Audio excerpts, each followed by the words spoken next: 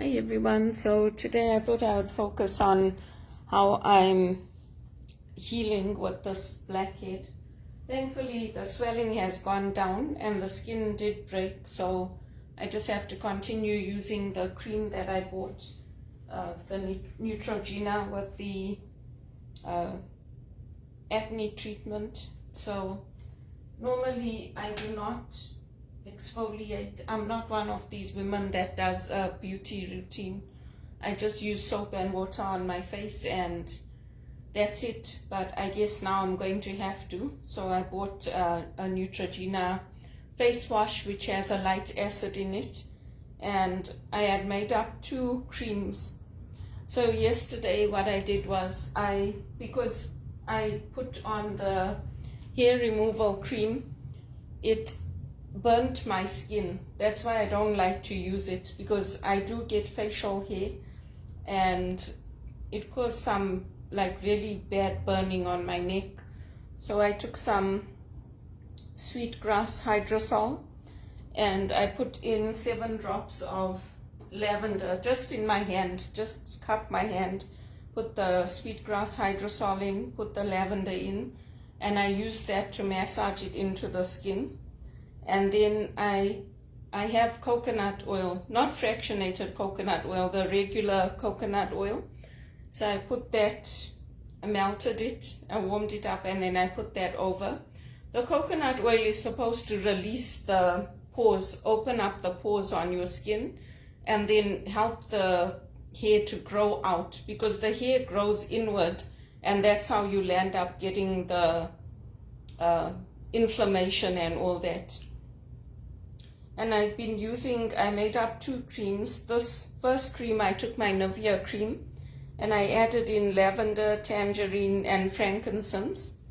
And I was using that all along. And after I came back from my doctor, I looked up my essential oils and I made up a different one for blackheads, and I made up this one. So in this one, I put in my lavender. I put in tea tree. Tea tree is very good for the any kind of infections. And I put in a little bit of bergamot. So the inflammation's gone down. I managed to get all that burnt skin off my neck, so it doesn't even look like there was anything there. But the pimple is still there, and so it might take a little while before it goes down completely. But the skin is healing.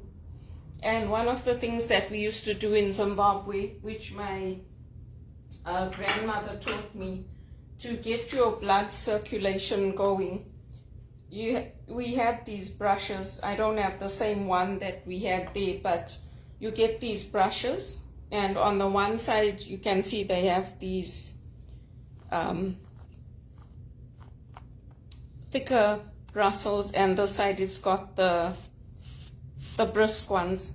So I use this before my shower to get rid of dead skins, and we always massage upwards towards the heart and over the tummy area, the back, your arms, your legs. It helps to get rid of any dead skins, and that also helps to open up the pores, and it gets the blood circulation going. So some of these things we learned at home. There are courses on it. If you want to take them, you can take them and read up on them. They're not old wives' tales. They're actually practices that are used by medical professionals in the medical industry here. And we covered it in our course as well with Sandy when I did my aromatherapy. And then I have a smaller brush here that I use for my nails and my skin, just to get rid of any dead skin underneath my nails and to keep the cuticles free. I don't have any kind of like you get those little skins that come that get torn. I don't have any of that. So I use that once a month for myself. I don't do it every day. And on my face, I just use regular soap and water. I don't use anything else. with the calcium that my doctor told me to take. He said I have to take 2 tablets. It's still affecting me. I'm getting bleeding. So I'm going to try to space it out, maybe take 1 tablet in the morning and 1 in the evening, and hopefully that will help. It won't affect me as much. But those are some of the things that I do for my health, and some of the things that I carried forward from Zimbabwe, and I brought them here to Canada, and I use them. And people take courses on it, they learn about it, but some of these things we learned at home. And part of it was because we have that hot sun in Zimbabwe, so you sweat a lot, and you need to make sure you're getting rid of the dead skin cells on your back, on your body, because the sweat causes pimples to form. And so that's why I do it. And also, I'm sure my friends and everybody has noticed I've made this appeal to the African leaders now, because they are trying to get support for the Catholics to stop us being harassed and to stop this kidnapping of Catholic girls, especially in Nigeria. Now the kidnapping started with the children in Zimbabwe, which we never had before. And I am confident that they will do it because it's to their advantage. And if they look after the Catholic women, not only in Zimbabwe and in Zambia and Rwanda, and they make sure that those of us who are here are also looked after, it's better for them, because people like me do a lot from here, and there are police that also go through this kind of harassment, and the men make a joke of it, they laugh, they carry on, and they humiliate you. What the police go through is even worse. I mean, with me, I really don't like it. I don't like it when people breathe on me, when they lean over me, when they're constantly touching me. I don't like it. I really don't. I mean, I've become close to my managers at work, but even then, we don't go around giving each other a hug every day. It's a professional workplace. It's not somewhere where you're going and you hug everybody in the morning. So, I'm hoping that because the African leaders are working with Italy, they're trying to stop all this mass migration that's happening. And it's sad because the perpetrators are the ones who originally we fought for. It's the same thing. I was shocked with this Under the Bridge, this series that they're making about this 14-year-old girl that went to a party and now she was killed by one of the Aboriginal people. So I guess, we still have to be careful wherever we are. It doesn't matter if we're in Canada or if we're in Zimbabwe. You can live a good life there, just like you can live a good life here, as long as you're cautious and you have friends and family and you have money and you have the basics. So I guess that's how it goes everywhere. But I'm hopeful that the African leaders will come together and that they'll do something, because I honestly never expected to come to Canada and be treated this way, and for them to coordinate it through the family. I mean, it's ridiculous. It's absolutely ridiculous. It's not something that I ever thought I would go through and have to experience in this country. And I was shocked when the police told me that, we also go through it, the women. I got a shock. I was like, really? They were like, yeah.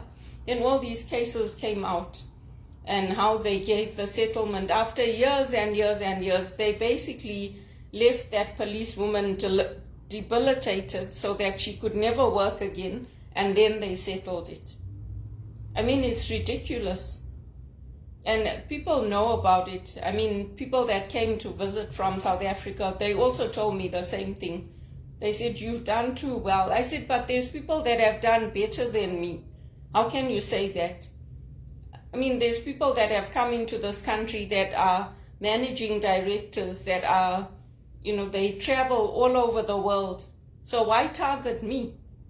I mean, for the last 20 years, and I haven't earned that much money. Since TD let me go, I've been earning under 35,000 a year. It's just ridiculous. This is not what I studied for. This is not what I sacrificed for and what I went to university for, so that I can land up earning under 35,000 a year. It's absolutely ridiculous. And to be honest with you, it's sad. It's sad for the police that supported me, for the police that didn't want me to get the psychiatric assessment done, who didn't want me to have to go for counseling. I went for the counseling not because I felt that I needed it, but because if it comes up and they go back and they ask the doctor, did she go and get counseling? Then the doctor can say, yes, she fulfilled her end of it and she keeps in touch with me. I mean, it's ridiculous. You work so hard to build up your life, to build up your career, your reputation. You sacrifice to get an education, to retrain, and then you get your reputation spoiled like this. It's ridiculous. I just ignore people now. Oh, now the thing is, oh, she's not with Bono. Yes, I am with Bono. I am still helping in the One campaign. So let those rumors also be squashed. And Roger Federer, I told his foundation, I'll help him on social media, but because of what happened, I don't keep in touch with him.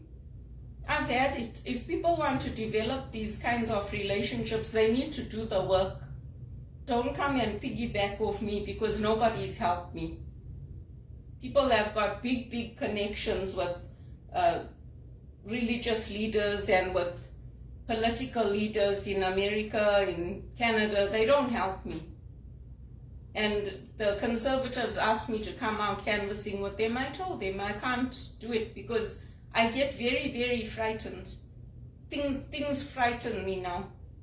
I don't go out with people anymore. When Marco got elected, I went because the call came from Justin Trudeau's office. Their campaign manager that I was tweeting for him for, she sent the message and said, please go, Beth.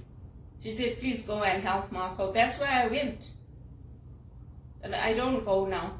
If Pierre invites me to something, if I'm up to it and if I'm well, then I'll go, maybe to meet him and to meet his family. I don't go canvassing anymore and knocking on doors. I stay at home. I told him maybe I can help you on social media or I can help you doing something else. But I don't go knocking on doors. And it was a fun time. I mean, it was an exciting time. It's not like I didn't enjoy it. I enjoyed going out with them and getting to know them. But at the end of the day, if push comes to shove and your back's against the wall, and those same MPs that you helped will not take a stand for you, why would I do it? It's not just happening to me. It's happening to thousands of women in Canada.